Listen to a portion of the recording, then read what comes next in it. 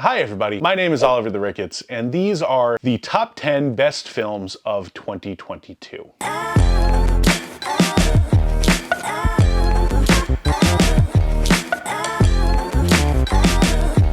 Every year I sit down to make this list and I say, geez, there weren't really that many great movies to have on the list. And then I sit down and I try to only talk about 10 movies and I get very overwhelmed, and it turns out that there are more movies that I like than I thought. And this happens every year since 2018 when we started doing these. I said this in my summer movie breakdown earlier this year in the summer, because now it's the winter and that's how the year works, the calendar. You know the calendar. I knew right from the start that there were a ton of great movies because I had so many wonderful experiences both at the movie theater and home watching streaming. It's a year that I'll really remember for, we'll use the term, Marty will be happy with us, cinema. He'll be less happy when he hears what movies I have to talk about. So here's how this is gonna work. I was originally going to do a top 5, but I have no self-control. In fact, I went over 10. We're gonna do a segment called Superlatives. This is kind of like the Academy Awards, some would say, but better. And it's actually more like your high school yearbook, but for movies. Just some of the movies that didn't make the list that I think were notable, and I'll tell you why. Then we're gonna get to numbers 10 through 6, that's how counting works. And I will give you one sentence about each movie. Then movies 5 through 1, I'll actually give you a little review. You guys know how lists work. I'm not breaking any new ground here. Starting with Superlatives, let's do it. And my first superlative award for best physical movie-going experience. That's not me liking the movie the best, that's me thinking I got the most out of the theater.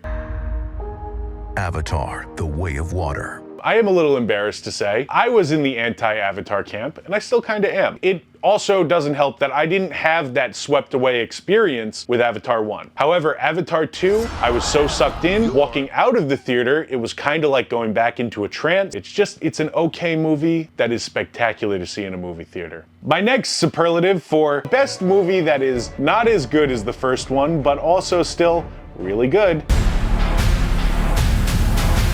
is Glass Onion. Knives Out is one of my favorite movies, like, ever. And Glass Onion did not hit me in quite the same way. But that's not to say I don't really enjoy this movie. I've already watched it 3 times since it's been on Netflix. And there is something to say about taking something like Glass Onion and making it just that much more palatable for a massive audience, because whether you like this one or Knives Out better, this is the one that people are responding to, and I think they're both great. The movie that is the most fun, we'll say that, I think is definitely...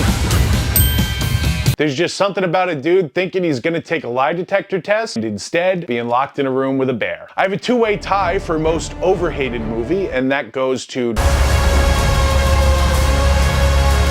and...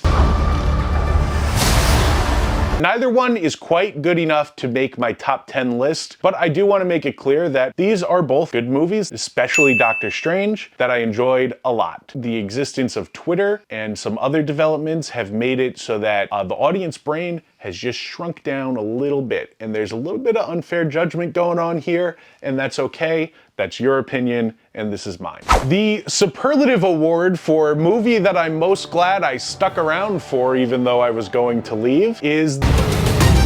This was one of the most pleasant surprises that I had all year. Ralph Fiennes is just one of our best actors and must be protected at all costs. The reason I say that I stuck around is because AMC, I love AMC, has just been dropping the ball so hard. We showed up to our screening of this. They told us to sit down and wait because there was a problem with the projector. We waited for 1 hour and 40 minutes for a 10 o'clock showing. And just as I was getting up to leave, they put it on. But you should see the menu. Not at an AMC. Scariest movie of the year. And this is more like what was the best horror film of the year. There's a little bit of debate on what qualifies as scary, but I'm gonna say it was...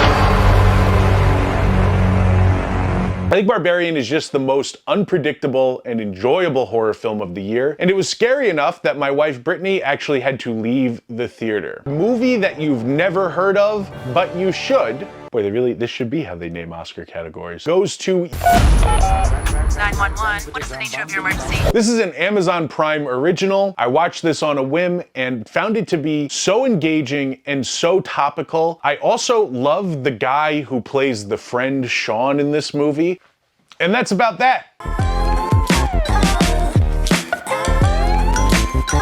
One sentence, guys. Bullet Train is a blast to watch in the movie theater and shows you why the action movie is such an underserved genre, because when you do it right, it looks like this.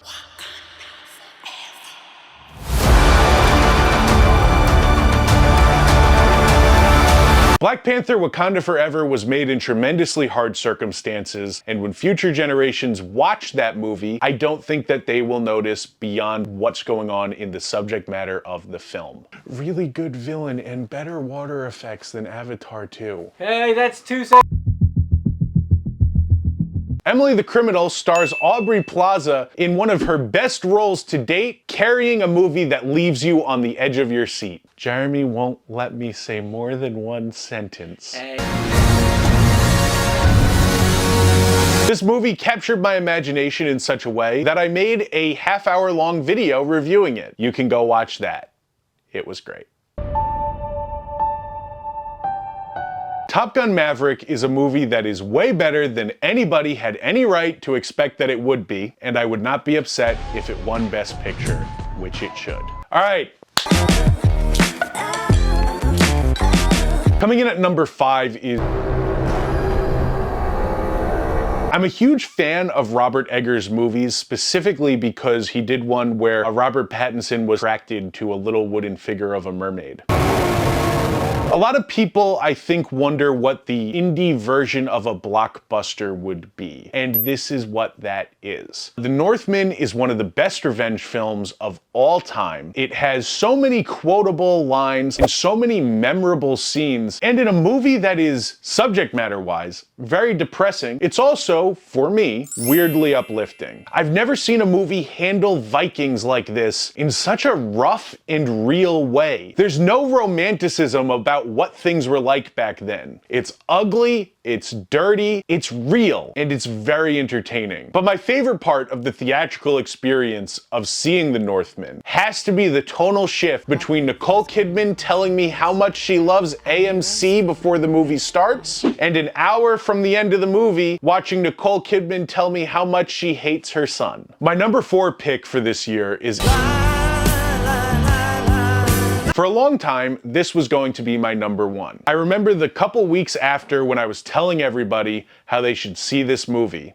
And then everybody did. And now this movie dominates the conversation when you talk about what were the great things from this year. And that in itself is a great thing. What I love the most about Everything Everywhere All at Once is it's a great look at a very complex concept like the multiverse. But it's done in a way that my mother can understand it. And she went and saw and I think liked this movie. Maybe not, but she definitely understood what was happening. I also love a comeback story, and seeing what has gone on with Ke Huy Quan actually warms my heart. I find it so wholesome. From him being in Goonies and Indiana Jones to coming back now and getting to play such a cool part and be considered for Oscar buzz. Film editing is very important to me. And when you see good editing in a film, it bumps it up a lot of spots on where I would rank that movie. And not only is this movie exceptionally well edited, but I cannot imagine the frustration of the people who edited this thing working on Adobe Premiere Pro, which is what I will edit this list on. The scene where you meet Jobu Tupaki alone could not have been fun to do on there. And anybody who has edited with Premiere will understand that.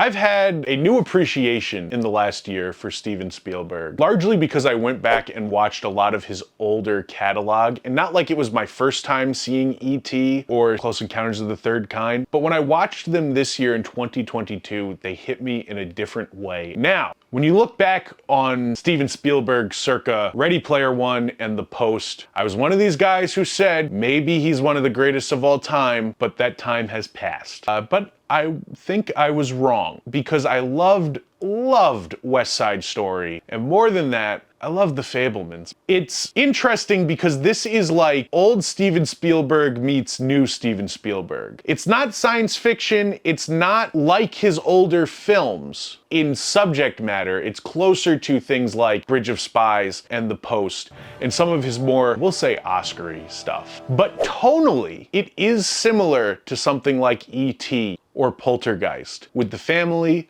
living in the house and just getting through a day. More than that though, this movie being about wanting to make film or create in general and having to convince people like your friends and your parents that it is a worthwhile pastime. And more than a pastime, more than a hobby, but something that you could consider as your way of life. And I'm not trying to compare myself to Steven Spielberg, but it's something that I really understand and that speaks to me.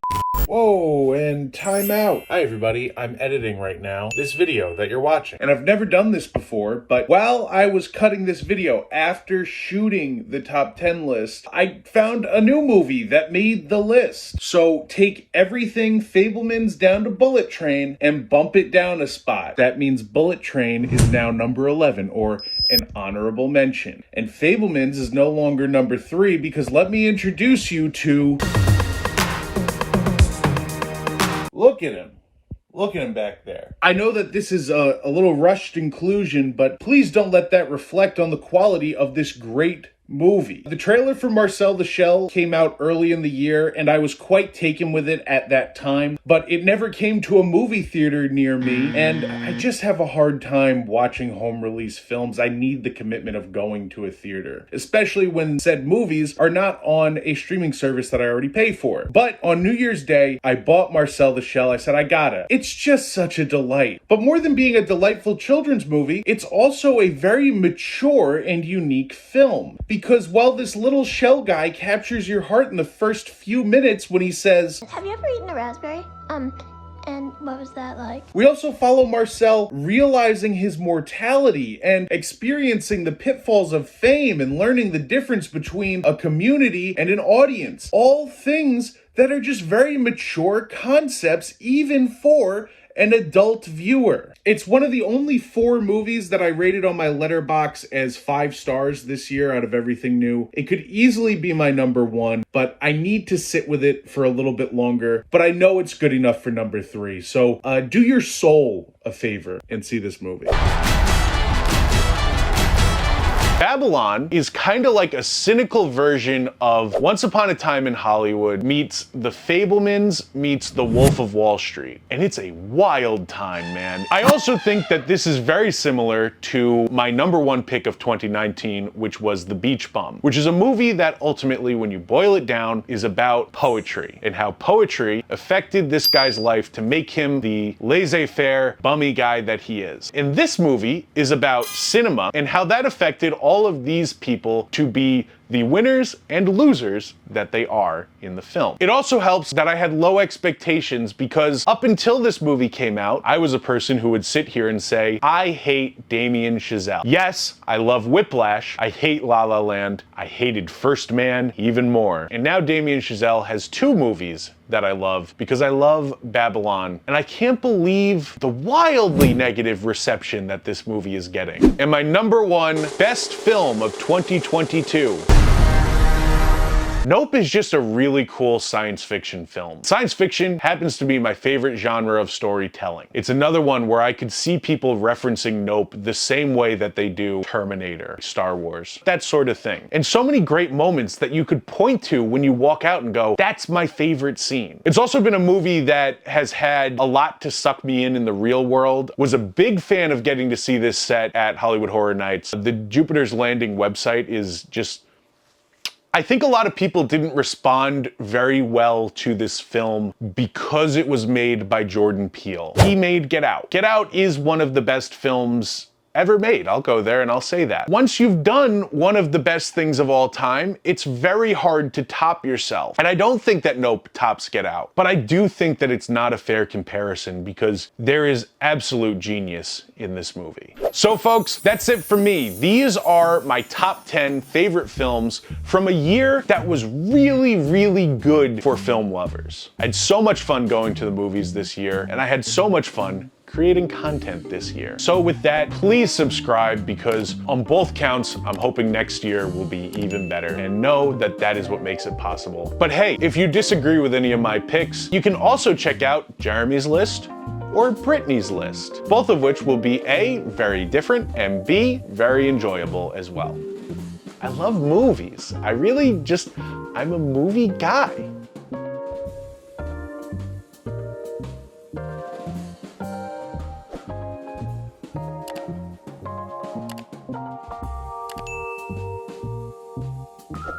I hate that you go to AMC. Show me the movie already. Yeah, I'm already sitting here. I paid. I'm already sitting here using the product that you're advertising. A poor craftsman blames their tools, one might say. I would say, actually, I would say exactly that. Really good, the best movie that is... Pedantic and be like, I think there's a period there you took a kind of break that would be a new sentence. Nope, try it again. You're not gonna catch me this time, Jeremy. Oh, I'm gonna pay attention. The police will not be coming here tonight.